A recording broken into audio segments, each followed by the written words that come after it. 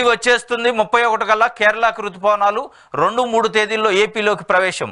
ఈ సీజన్లో సాధారణ కంటే అధిక వర్షాలు, జూన్లో సాధారణానికి మించి వర్షాలు, నెలాఖరు వరకు రాష్ట్రంలో వడగాల్పులు, కొన్ని చోట్ల 49 డిగ్రీలు నమోదయ్యే అవకాశం.